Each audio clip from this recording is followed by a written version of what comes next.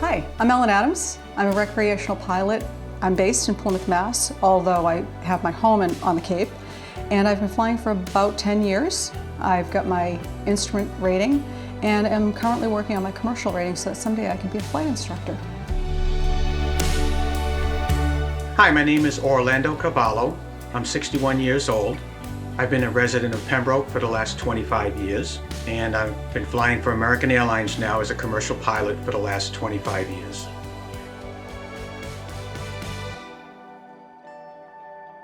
I was at the Coast Guard Academy, and in part of the training program they do in the summertime is take you through all the aspects of the Coast Guard operations. And we got to ride on a helicopter, and that was actually the first time I really got interested in flying airplanes for a living. My first flight in a commercial airplane was when I was in high school. I was hired as a live-along babysitter for my neighbors. And the flight from Boston to Puerto Rico was pretty boring.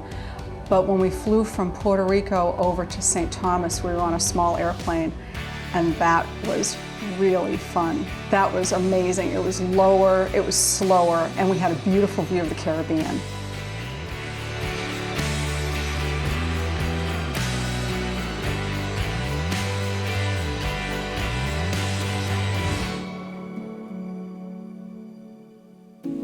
But when I was in high school, the airplanes was not on the horizon for me. I really didn't know what I wanted. My father was a firefighter for 30 years, and he worked 2 jobs, raising 8 children with my mom.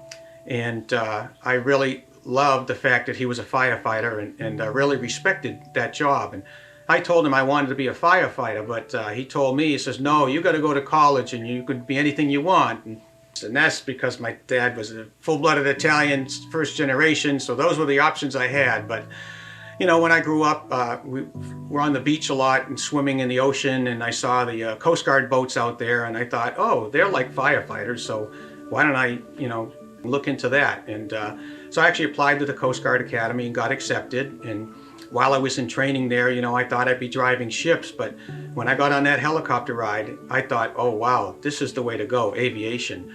So I graduated from the Coast Guard Academy, and they required you to work on a ship for a year. I applied for their aviation program and got accepted, and I flew C-130s for 7 years with the Coast Guard. And I really enjoyed that job. It was a great job, a rewarding job, but they brought you all around the country. My last station was Puerto Rico, and I really wanted to come back home and be close to the family. So the opportunity to become a commercial aviator was there for me. And so I was able to apply to American Airlines and got accepted with American Airlines, and have been flying with them ever since.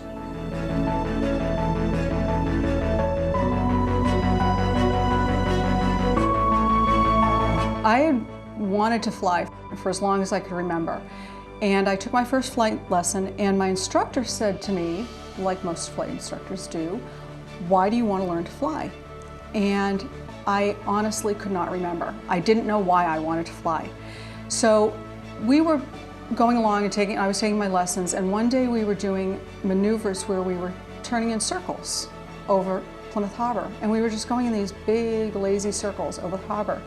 And suddenly I remembered, when I was a little kid, we would play in my parents' backyard. It was a big field, and planes from the local airport would come over and see us and fly in these big lazy circles over the field. And then after they finished flying around, they would waggle their wings and fly away, and we would all jump up and down and wave to them. And at that moment, flying over Plymouth Harbor, it came back as if I was 3 years old again. It was just awesome. And I said, I know why I wanted to learn how to fly. I was so excited to remember why I wanted to learn how to fly. And it's even better when you learn to bring that full circle, to have that somewhere buried inside that you want to fly, and then realizing why you want to fly, and then actually learning to fly and having control of an airplane is just an amazing feeling.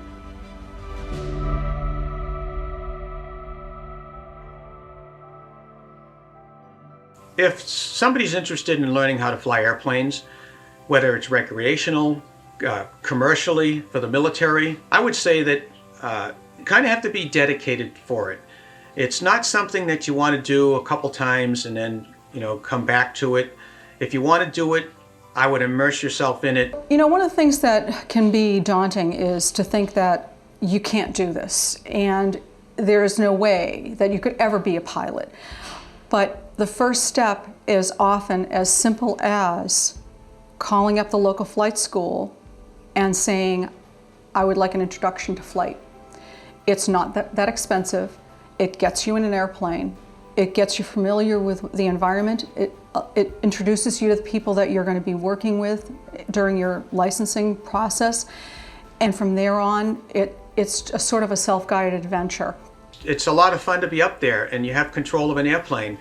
I have 170,000 pounds of metal that I defy gravity with every time I go up in the air. The feeling of independence and power that flying gives you. You have this amazing machine that can fly, and you get to make it do what you want it to do. And that is an awesome feeling. It's a feeling of liberation and power and just independence that you can't really get with anything else. So that feeling that you get when you get your driver's license and you get to go to the movies by yourself for the first time, quadruple that. Because you get in that airplane and you have power that you never knew you could possibly wield. It's an amazing feeling.